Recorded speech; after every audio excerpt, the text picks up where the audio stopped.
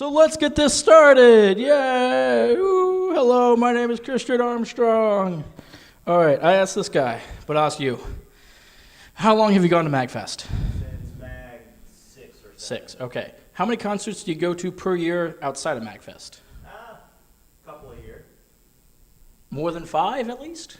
Yeah, How about 10? probably not that many. Not that many? Well, I go to like a concert a week. Right? So that's kind of why I made this. Okay. Most of them local, a lot of national acts, but I've been keeping track of how many concerts I've been going to like the last 4 years. This year I've gone to like 30 so far, but it's been like 48, 52, 54. Yeah, I've gone to a lot of shows. Wow. And basically I made this panel for one simple reason, because I want more people like me to get off and get out and go to more shows, and don't be afraid to do so. And hopefully the power of rock can compel you, just like that awesome song we just listened to. What's the official title of this panel? Concert Going 101. That's the official title of this panel. All right, so the first step is finding shows you want to go to, which is really the hardest part. The first step I can't help you with, which is finding the tons of bands you want to listen to. I can tell you about the music I like afterwards, but that's not what this is about. The simple solution is yes, follow all the bands you want on every single social media platform they want. You don't have to do everything. Like, you don't have to follow every band's Instagram page or things like that. But I at least follow them on Facebook if you use such things. There's other ways too. I also use a app called Bands in Town. There's a couple apps like this, which all you do is you choose artists that you like and you follow them. And if they have a concert that is local to you, it will give you like notifications. And I also follow local venues in my area.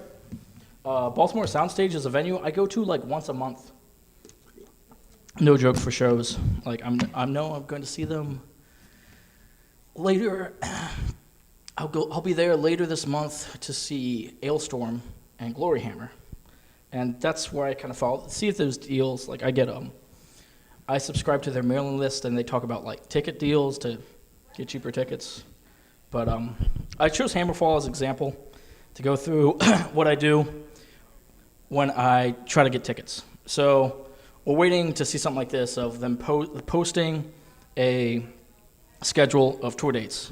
And the only thing you care about is the local one that's local to you. You're not going to go see them in like, you're not going to go see them in Quebec City or Dallas, Texas. Yeah. If you live there, that's fine, but I don't care about the Baltimore show. Yeah. So yeah, that's the first thing you gotta do. Is buy your ticket. Oh God, do you keep all your That's my ticket stash. Yes. That's not all your... Do you just keep the special ones, or do you keep all of them? If I actually get a physical ticket, I don't do like printout tickets. I don't keep those. Right. But when I do get physical tickets, Very cool. that is most of mine. That's not all of them, but I can only fit so much in a picture. Who did you get signed? Oh, the signed one? That is Saxon. The band Saxon. They're part of the new wave British of heavy metal.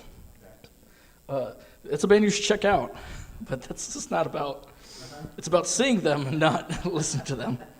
All right, so most part you do is you go to the site, you click on that buy ticket thing. The only thing you really want to see here is the prices of $33 advance, $38 at doors, or $38.50 at doors, and $82.50 for meet and greet. But the thing is, like, if you try to just get a ticket, regular price, you end up with this crap, which is service fees, and no one wants that. And you end up paying, it says $44.41. You end up paying $11.41 more for reasons. Like, to me, it's always at least $10 more. And with someone like me who goes to 50 shows a week, that's literally over $500 per year in fees if you do something like this. And it adds up. That and like parking fees and stuff like that. So you really want to save as much money as you can. How do you avoid them? That's where I'm about to go. Okay. First, what you need to know, if you don't buy a ticket and just get the doors, you'll actually just pay $38.50. Some of this, like this venue, they do have a number. If you call that, I think you just pay that. But what I usually do is find the opening band. Now, not every single show has an opening band that will sell you tickets directly, but these are my friends Omni Slash. Okay. They were opening that show, so I bought tickets for them for $30. Wait, Flotsam and Jetsam, like the Metallica guy? Yeah. Oh, shit. That was the other band as well Shit. on that tour. It was Hammerfall was headliner, then it was Flotsam and Jetsam, and then my friends Omni Slash was opening, and I only paid $30 for the ticket instead of what they had listed of $33. So I just saved like $14.50 just by doing a little bit of research, and you're helping out local bands that need money because they usually get money depending on how many tickets they sell. So that's always good. Now this doesn't work for every single concert, especially bigger arena shows. And seated events, because usually seated events, you have to go online and buy your specific seat. That is something that's really not easy to work around. All big venues like that, and when you're paying like $600 to see front row of Sabbath or something, you have to pay that amount. And I can't help you with that, but you can get cheaper lawn tickets if you just do them at the door than paying service fees. That's just how it ends up being. The outdoor price is always more expensive, but it's cheaper actually because of service fees. The other thing to take into account is there's really two types of shows. Shows that sell out instantaneously and shows that don't. And from what I can tell, I've been to like 3 sold out shows ever, and that's why it's really, if you go to a ton of shows and only buy tickets at the door, you realize you may miss out on 1 or 2 shows ever because it sells out. And that just depends on the band. Like, I think the couple shows that I missed out because it sold out was like Disturbed. And that's basically it. Now, this is the this is the main part why I made this entire panel, was to make sure no one ends up being like that guy. It's actually pretty good that we're right next to the jam space here at MAGLabs, and it has a sign out there that says, "Warning, it can be over 90 decibels. Please wear hearing protection." And that's what I'm about to yell at you about, is please wear hearing protection. It's that simple. No joke. I actually have, so not only do I have my standard earplugs on my keychain, but I also have spares, spare rubber ones here, and more spares in my other pocket to give out. If you wish to have these, I will please give these to you if you wish. Just take them. Yeah, take them. Sure. Please take my earplugs. That's what I'm here for. Okay. Now, this is the biggest thing about earplugs, which is why this takes so long. I can say, ladies and gentlemen of MagFest, if I could offer you one tip for the future, wear earplugs, and earplugs would be it. Like, that's simple to say, but to really get down and dirty with it, oh wait, I haven't got to that. It's earplugs. There are many different types of earplugs, and earplugs are different things. The type of hearing protection you use because your partner is snoring is not the type of hearing protection you want to use for a concert. I do actually, that's why in here I have my main earplugs for concerts, and I do have these foam ones. Just in case, I will use those tonight, just in case my roommates snore. But that's what they're there for. Now, what you want for concerts is what they call high fidelity hearing plugs, because what you want is you want to hear the instruments and everyone talking, and you just want something so you don't hurt your ears, because foam earplugs and things like Homes that cover your face, they're really meant for like heavy duty. If you're, they will just block out any sound. Yes, if you're doing like heavy construction, if you're in a warehouse or whatnot, that's what they're good for. That's why you're looking for something specific. What I have up here are 4 different brands that are kind of meant for live shows. Heroes, these are ones right here. These in the case. These used to be my main earplugs I actually used for like 2 years. And they're only $10 on Amazon. Ergonomics are $20 on Amazon. You guys, I'm about $35. And erasers are the main ones I use, and they're $40. all Amazon prices, which is, they're decent. So I kind of try to show things in different price ranges. And I really do suggest ergonomics.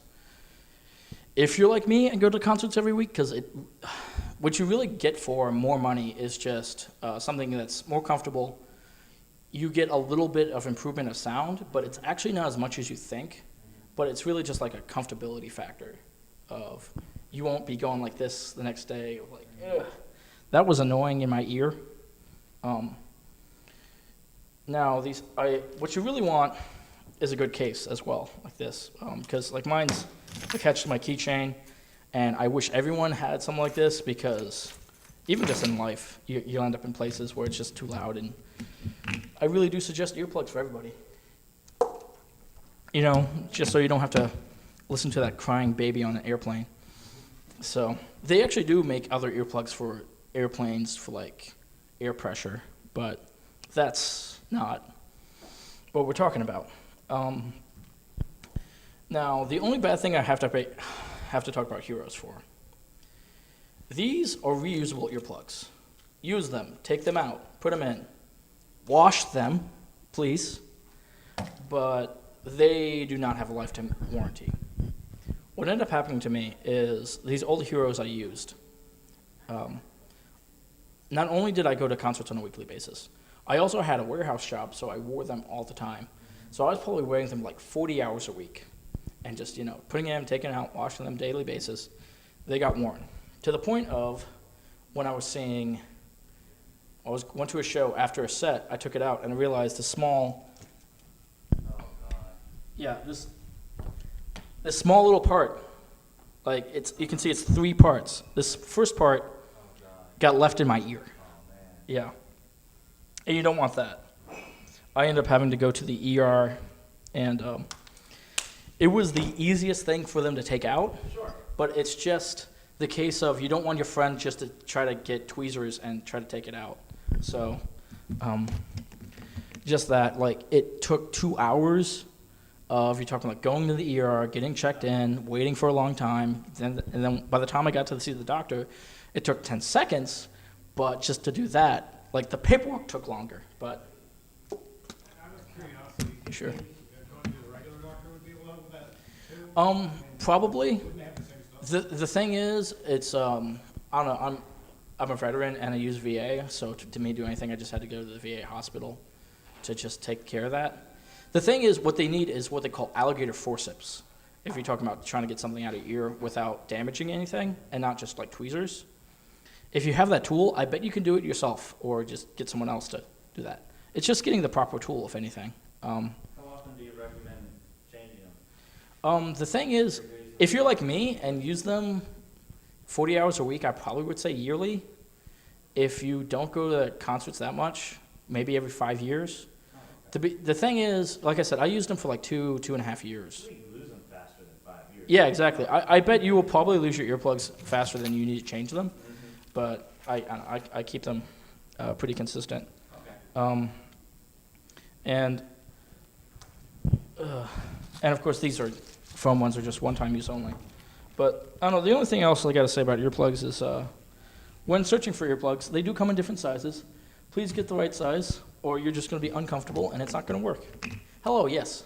Also, is the size different for each ear in some people? Yeah, I'm definitely not a doctor, so I don't know how sizing works for each earplugs. Because the thing is, like, a medium for one earplug could be definitely larger or smaller depending on the type of earplugs they are. Like, when it comes to size, all I know is most kids I see at concerts, they usually just have the headset style hear protection, because I don't think they really make earplugs for children. Yeah, they usually have those kind of hearing protection and not actual small earplugs. I mean, the reason why I like these erasers is because they're so small, they really do fit in your ear, and I like something that's, considering you have to have a specific left and right one, they are so comfortable to the point I can have them in and Not even remember that they're in. yeah, and really not remember, which is good. Now I'm going to go to a little bit more things of, it's obvious, but please don't forget to bring to a concert, which is your ID. Yes, it is obvious, but I went to one concert years ago, and it was a 18-plus show, and my friend's girlfriend forgot her ID. It's just something stupid that, the bouncer wouldn't let them in because they forgot their ID, and they ended up having to call their mom to drive down with their ID to give it to her, just so to get in the show. And they missed the opening band. It just sucks. Yeah. And the other thing, which is you don't think about, but I notice for a lot of smaller shows, depending on this is a venue dependent thing. A lot of smaller venues have this, like, if you're under 21, you got to pay $2 extra for cover, and I hate it. One of the first venues I ever went to had that, and that was like the most exciting thing when I turned 21 is I didn't have to pay $2 extra to get in. Like, seriously, because like, oh, you can't drink beer, and that's how we actually make money. So that literally saves you money. And one of the reasons why I made this is I want people to save money. So please don't forget your ID. You're gonna need it. I mean, if you drink it anyway. This is also depending on the venue as well. Most venues do have an ATM machine if you do not have cash for merchandise or anything else, but you have to pay service fees and stuff, so you don't want that. And you also, I don't think anyone got the joke. Cash as shirt. Yeah, exactly. Yeah. Yeah, exactly. Please. Don't interrupt. Yeah. But, God, I lost my train of thought now. Oh, yes. This band, which I actually picked, is actually a band from Australia. And sometimes you have these issues with, even with your card, of the fact that you are in one place and it thinks you're in a different country, and then you'll be rejected. So that's why I also say bring cash, because I have, in fact, seen that happen as well, of like you use your card in some other business, like you go out and get food beforehand, and then you use it in there. Like even Because they're from Australia, and then you have someone that's from the UK. Yeah, like you can have these issues with your credit card. Just the fact that I remember just looking at my band. It's like, wait a second, I wasn't in South Carolina. Oh wait, the band was, and that's why it's like South Carolina, New York, and all that. Here's a small list of what not to bring. This is actually what I did is I looked up local venues. I got this straight from Fillmore and Silver Springs website of what not to bring to their venue. It changes from venue to venue. Like, they have no glow sticks on theirs, but like depending on the venue, yeah, you can have that. But I put this as a general list of kind of things venues don't want you to bring. Most of it is like outside drinks. They're trying to make sure there's no outside alcohol and anything that could contain alcohol in it. That's why you have stuff like Camelbacks on there, and any drug paraphernalia and anything that can hide stuff. That's why you have no purses outside of 10 inches by 10 inches as a specific thing.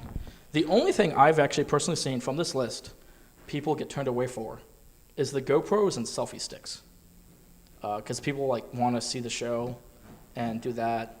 But selfie stick is more just because it's a stick type thing, and GoPros is more just a recording aspect of it, and they only want press to have the recording equipment and all the fancy gear, but no one really cares about your phone unless you have the flash on.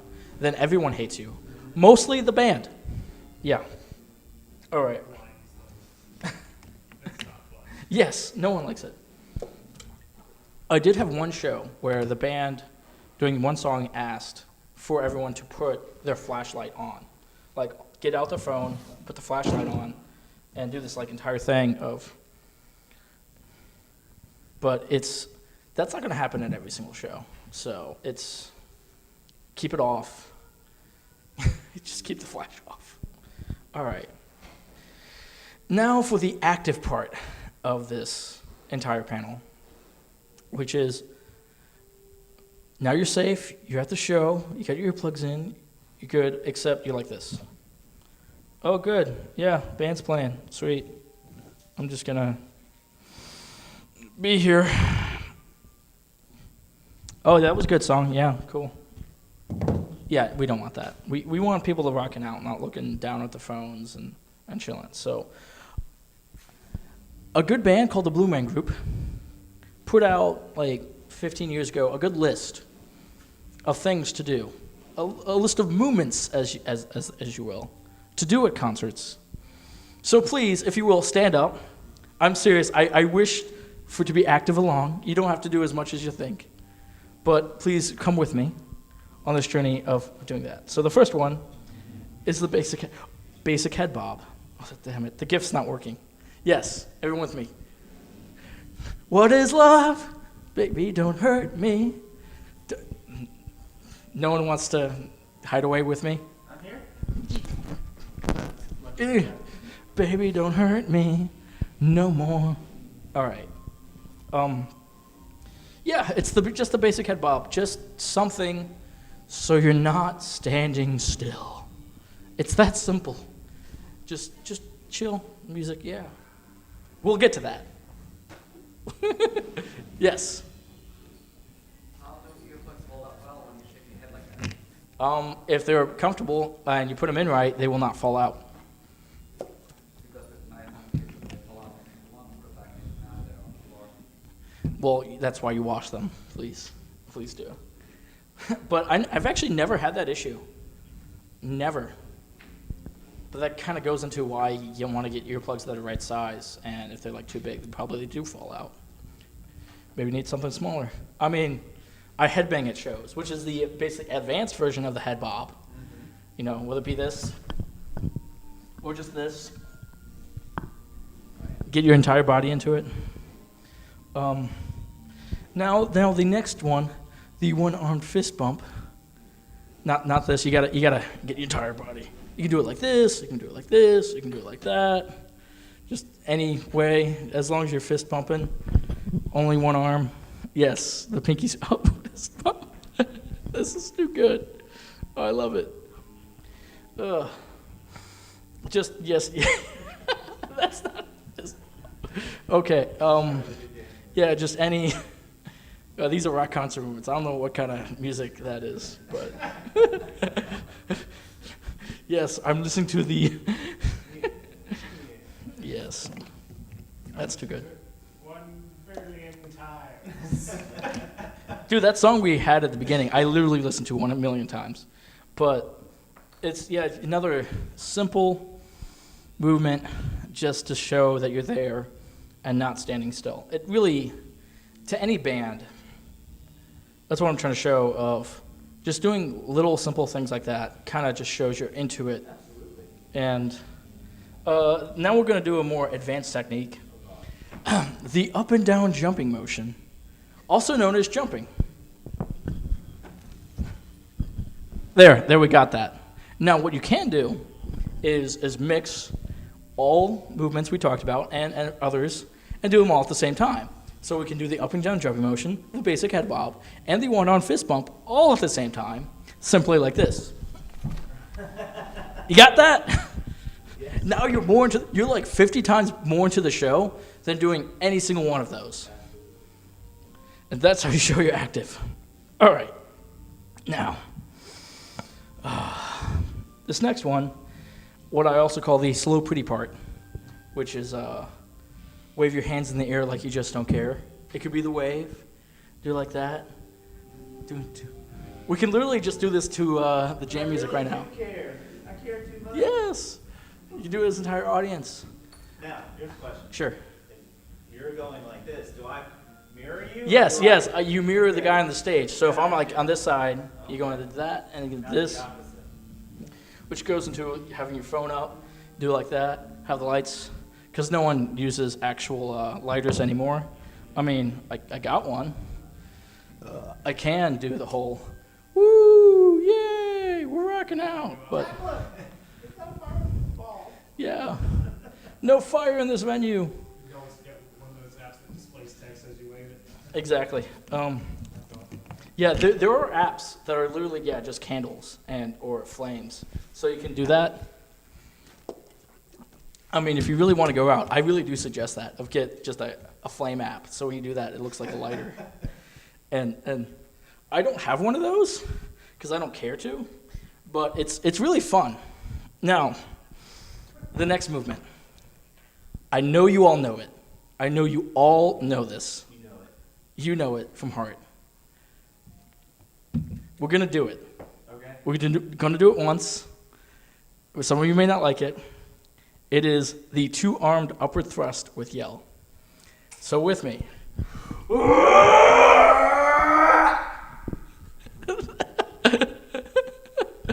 All right, now do that at concerts and nowhere else. Thank you.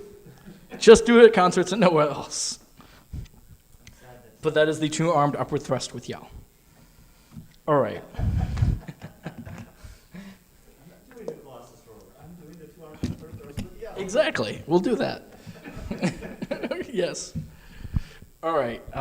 That's according to, like I said, this is all Blue Man Group's list. I'm actually skipping a lot. Like, number 4 is the behind the head leg stretch, which if you want to, you can do that. But that's specific to them. That will really show that you're in a band if you can actually put your leg behind your head. But now getting your audience to sing along, I put this in here because there's like shows that either the band wants the audience to say something and no one does and it just sounds horrible because you have this call and response. And you also have shows where the entire audience sings the entire song and it's amazing. But that's good. What you don't want is the band singing and you have one annoying person trying to sing the entire song and no one else is and they sound horrible, just like my karaoke earlier. No one really wanted to listen to that. So knowing when to sing along and knowing when not to is actually a skill that I'm trying to get more people to do. Just you may have to go up to your friend and say, hey, just listen. Yes, just listen. Sing along to the chorus, listen to the verses, you'll be good. And rock out to Psycho Stick. Yes. I love this. I love this guy. It's all MAGLabs stuff. All right, now going on stage. I have personally never been invited on stage, but maybe it will happen to this event. Maybe I'm going to try to get on stage tomorrow during Master Sword. I don't know if they let me. But the main thing is, if you're an audience member and they ask a small amount of people to get on stage, or it's like, you, get up here. Remember, you're invited on stage, do something cool on stage, don't stand still, and at the end of the song, get off. Because no matter what, you're not going to be probably there for the entire set. So whatever song it is, get off before someone from the band or security gets you off, is my main thing. I think I've seen security try to get someone off twice. It was Steel Panther, and they asked the ladies to come on stage, and one of them was so drunk and trying to get up on the singer way too much, and he had to go like, no, I'm trying to sing here still about girls and glory holes and stuff, but yeah. All right, next one, this last one. I only put this on here because a lot of people who don't go to concerts that much don't get how encores work. Basically, every single show has a time limit. Like, I have an hour for this panel. I cannot go over. I can go under, but I can't go over. So, just like a show here, everyone has like an hour set, and they can do that, and that's it. So they really can't do encores, unless you're the headliner, which means you're the last person on the night, and maybe you can go over, but even this in the hotel, they have like a quiet hour, and they really don't want you to play music afterwards. So that's it. That's all you have. So you don't have encores, and that's why you get Grumpy Cat saying, no! But when encores happen, it's always planned. I may have seen one or twice an encore that was not planned. But the funny story about silly planned encores, I was at this small venue called Metro Gallery. It doesn't have a backstage. You have the front door and then the stage right next to it. And then just the open area and the bar. So this one band I was singing called Okona, which is a Russian band. Like, they sing it all in Russian. When they were done their set and going to do the encore, they literally just went off stage and just stood there. Like, we could all see them. They're just there, standing there, waiting for like 2 minutes until they get back on stage to do the encore. It's just awkward. Awkward. Oh, yeah, it's like, okay, you did your encore. It was totally planned. You could have did another song in those 2 minutes, but it's fine. And now we get to the most, what I call the most reasons why I think a lot of people don't go to shows. Or they're afraid to go to shows, or just, it's the one thing that makes them, I don't want to go, I don't want to deal with this. Or they're afraid to get hurt, or doing this, but they don't really know how to deal with a mosh pit. I mean, a mosh pit doesn't happen in every single show, but it could happen at any show. As you can see, someone mosh pit to the Wiggles. I don't know who started a pit at a Wiggles concert, but it could happen. So even if it's a show that you don't think it could happen, but there is an etiquette to it. Basically, my first thing is don't start a mosh pit unless the band tells you or asks for a pit. It's simple. It's only punk and metal that really has it, and they will say, "Open this pit up." Oh God, the P's. Open this pit up. In that deep, growly voice that I cannot do.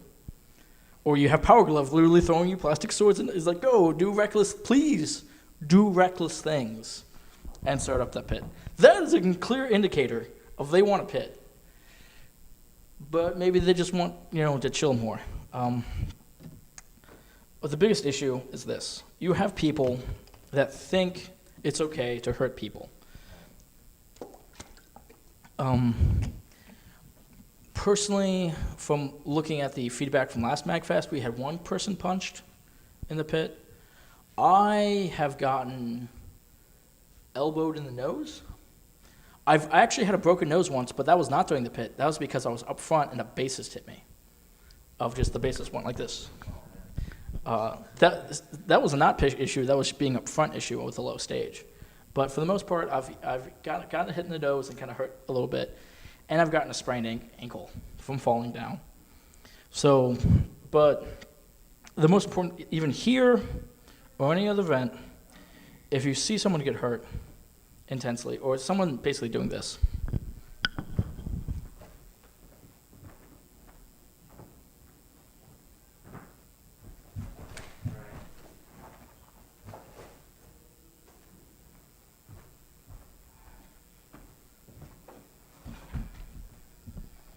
you may call that slam dancing or crowd killing, and it's called crowd killing for reasons, because it kills crowds. And that's still illegal. Trying to punch and kick people it's still assault. No matter where you are, it's assault. So that's one. Like in here, we have a nice security team. Any place that's worth it should have good security and bouncers to get those people out. And definitely don't go near a pit if someone's like that. They need to get out. And this is the big thing. I want people to get in detail that hurting people is still illegal. So what does a good mosh pit look like? And what is it all about? Because there are rules, but there's kind of unspoken. The main one is, what you're really doing is you're shoving people around, you're pushing around, but you're not going full force. And if someone does fall down, like I said, I sprained my ankle from falling down. You got to pick them back up. Because if you don't, they're going to get trampled, or you're going to fall on top of them. So you got to pick them back up, help them up. And if you don't want to be in a pit, but you can kind of get close, you can always be on the sidelines and just kind of make sure the pit keeps on flowing and protecting the rest of the audience. I actually do that a lot now, just being on the side of the pit. All you're doing is making sure people move along, whatever your girl that you're trying to protect doesn't get bothered as they watch the show. And the other big issue is considering a lot of movement and people fall. Like if you fall down, you can lose your shoe, A lot of people use like glasses, cell phones, keys. This doesn't even have to be in the pit. It could just be at a show. Something falls, and people lose it. So this is just another aspect of like, please, if something falls and you see it, just pick it up above your head. Hopefully they'll notice.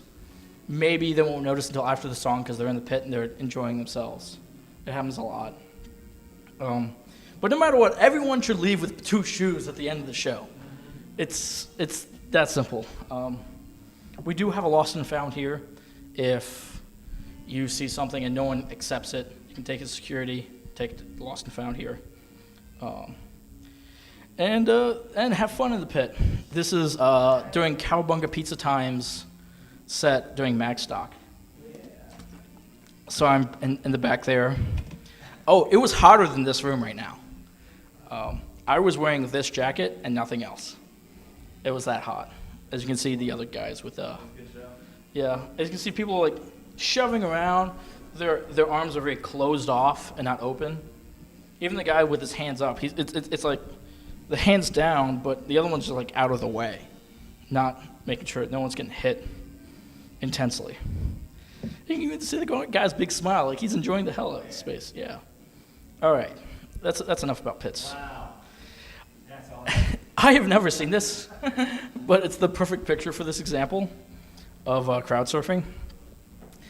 My major thing I have to say about crowd surfing is if you're over 200 pounds, just don't even try. People are not as strong as you think they could be, and they will drop you because they cannot lift you. I can't do it. No one else can. We are not all bodybuilders here. We cannot lift as much weight as you think we can, especially when you're not expecting it. So I don't know how anyone could do something like this, but that's a lot of weight and a lot of people. It also, you need a lot more people than you also think to do crowd surfing. Like, you gotta get to a point where the crowd is so tightly picked, you can't even move. To the point where if your hand is up, you can't put it down because there's too many people there. There's no space to put your hand down, which to me, I've only happened once at a show, and that's when I saw Guar. Because everyone wanted to be in the pit and get covered in alien jizz, and you couldn't move. And you're glad to get covered in the so-called alien jizz or fake blood, because it's so hot and sweaty, you need the water to get it through the set. The only other aspect of crowd surfing is, this is more focused to girls, care about this more, but definitely don't do it unless you're okay with about 50 people touching your butt. Because that's what it is. That's how people are going to support you. I don't know, at the end of the all, just enjoy the show. Maybe you get, yes? Sure, back to crowd surfing. Well, I've seen some concerts where they'll throw stuff that you're supposed to, I guess, like pass to other people, like beat balls Sure. and other things. And I don't know, that's not much of a safety issue and a big issue. Also, that they will also do something that they should not. I'm sorry, what? Basically, when they throw like beach balls or balloons into the stage and then toss them back and forth, we Sure. find that until they hit something like a camera or a stage item. Yeah. Knock it over. Not like You weren't here earlier, but I did have a list of like what not to bring, and like beach balls like that were on the list. The only few shows, like I know at MagFest we had a ton of balloons for Mag Prom, and I know other shows would have beach balls. But you're right, yeah, that's something you shouldn't bring. There's a couple bands that have that stuff, and they can be fun to have, but yeah, you shouldn't. That's not something you should bring. I mean, one of the last concerts I went to, they had some beach balls. They even had an inflatable sex doll to throw around for fun, just for the lulz, really. But yeah, you're right. Hitting even something as light as that, hitting equipment can be awful, especially like just hitting a light and it rotating the light. Like they don't want that, but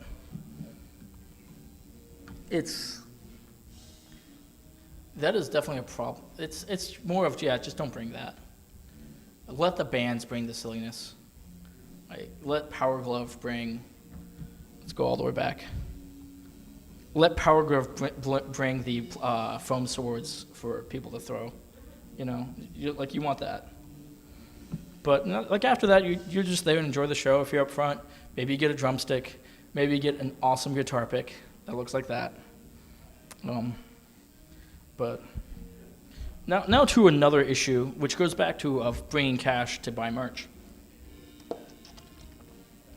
This is my personal collection of shirts. Just a small portion of my personal collection of shirts. There's the major issue of when to buy merch. The two good times is before and after, either before the show starts or after the show ends. Usually you have a long line afterwards, so maybe you want to buy it before, but mainly anything that's not a shirt, you probably want to wait until after the show. Because some people want to buy the shirt and wear it during the show, but the major issue of it goes back to mosh pits. Even if you're not in a mosh pit, they're really easily breakable. Especially posters. You never buy a poster until you're ready to leave. Just simple as that, because it's going to crinkle. Unless you have a cardboard tube to keep it in during the show, you buy that at the end. CD cases, even you have a cargo pocket. Oh, I'm going to put my CD that I just bought in my cargo pocket. Yeah, those jewel cases can break, and it doesn't take much effort. I usually just buy patches, and patches are simple and very easy, and you can just put them on. I can put it in my pocket. I don't have to worry about them. If they get crinkled up, it doesn't actually do anything if they're folded. And shirts can be an issue, considering you have to hold them or have them on you. Sometimes just putting in a cargo pocket is fine, but having them for 4 hours for a show is an issue. Mainly because most venues, depending how they are, has the no re-entry policy, which is definitely something you want to look into when researching a venue if you've never been there, what their policy is. Because sometimes it's if you're under 18 or under 21, you can't re-enter. And if you're 21, you can go as you please. A lot of them, maybe they have an outside spot for smoking, but that's it. You need to go back in, and once you leave the main doors, you're done.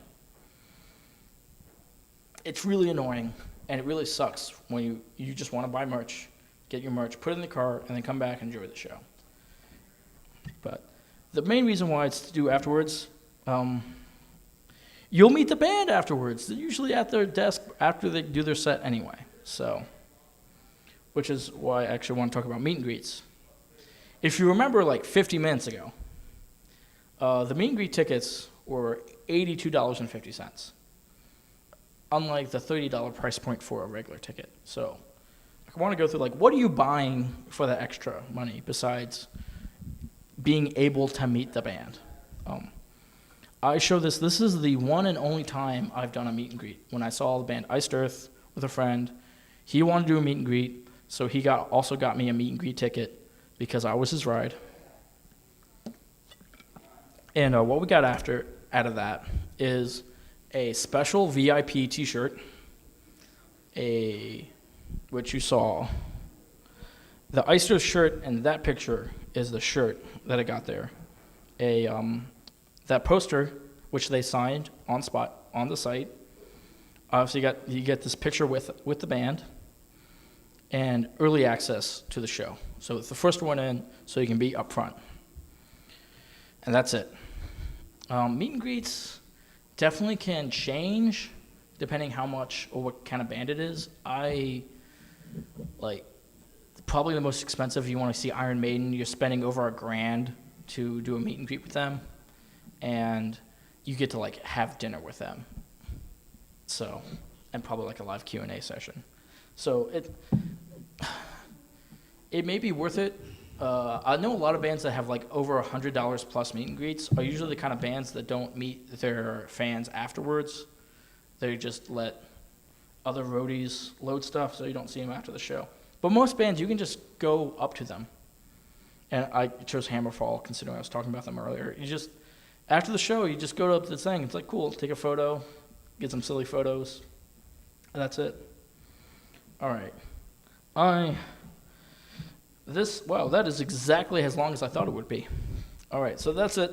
That's what I have to say. Any more questions, please ask away. Yes, ask all the questions. Alright, so after you talked about those high fidelity earplugs and such, Yes, earplugs? yeah, I looked them up, and some of them are actually like designed as hybrids, where they're also part earbuds.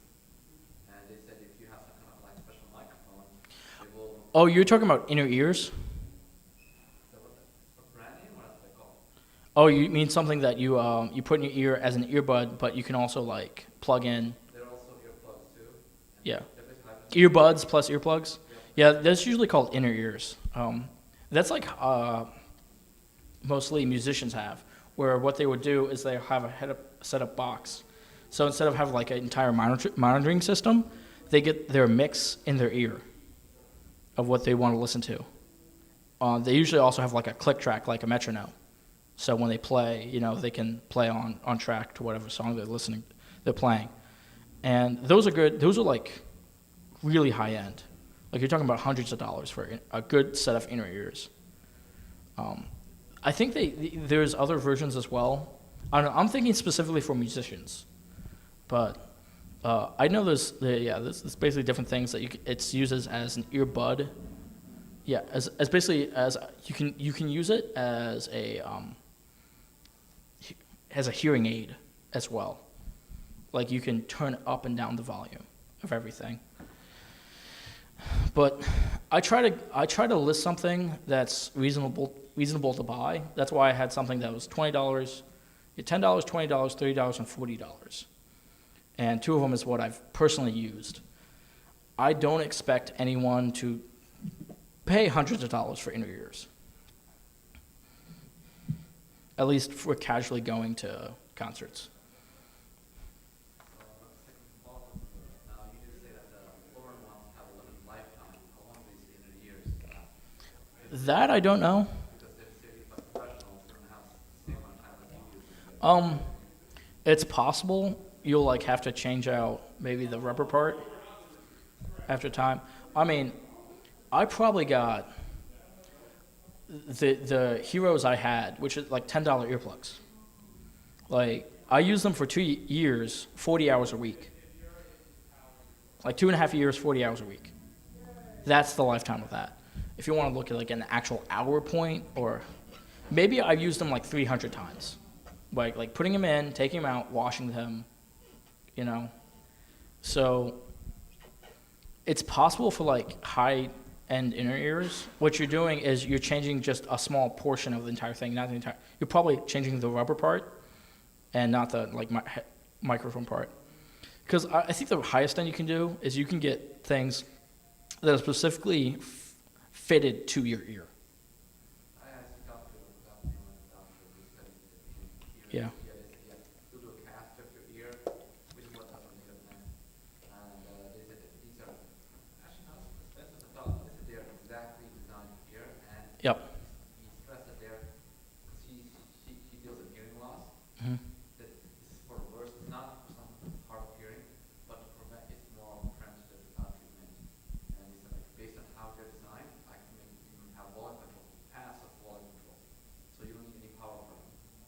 Sure. I was like, have you heard of such things? Like they're molded for ear, they're passive volume control, so you won't get any muffled sound. Well, I know that earplugs. I've dealt with earplugs before. Like even you'll have like parts you can take in and out that can kind of do volume control. As in, if there's a little blocking, if you take it out, then it doesn't really work. So you can hear things like they're not there. That's the only thing I can think of as volume control. But that's kind of what you want in these, because you want to make sure, like the ear racers I use, if I put them on right now, we can still have this conversation just fine. I'll be able to hear everything for the rest of the day. It will just lower down the sharp volumes. That's why I loved them when I was working in a warehouse, because you have a ton of machinery, and I put them in like before I enter the building, and I really didn't know until loud it was until like at the end of the day when I go in the bathroom and take them out, and then like the short trip from leaving the bathroom to when I leave, like and hearing all the machinery, That's when you notice how much work they actually did. Another thing I found, though, this is meant for non-counters, but same hearing protection technology. And someone also said that 3M makes a special type of headphones called the compact series. And it's for a variety of things. For example, one of them is meant for people who are private practice enthusiasts who will actually detect the sound of a gunfire and suppress that. While when you're conversing with someone like your instructor, you will let that through perfectly fine. Sure. So they make specialized things that you have. Yeah. When I was doing research for this panel, I really just try to look in for things that was specifically for concert. I don't know anything about that of like, because that sounded like there was an earplug specifically meant for gun ranges. Well, And- not earplug at all. oh. Basically the headset. Oh, a headset? It's Hmm. basically, if the company who did it, I guess, also does it for military soldiers, Sure. also need the same gunfire suppression. Yeah, the thing is, actually being in the military, actually one of the standard issue items you're given is earplugs for the gun range. Like that is something they give you when giving you like 20 other million different things of equipment. And they're just, yeah, they're kind of cheap rubber ones. They're reusable. They give you a nice case, which is, yeah, what you really need in earplugs is a nice case. And that's why I love Heroes. Even if they're not the best earplugs, they were much better than the case the erasers came in. I hated that case. It was so big for what they were. So, yeah. Anything? Do you wish? Is there something you want to know out of this, like specifically, or? Well, I have more about like have a chance to do that. I'm gonna shut down the laptop. Good. All right. Oh no, it's fine. I did that. That's it.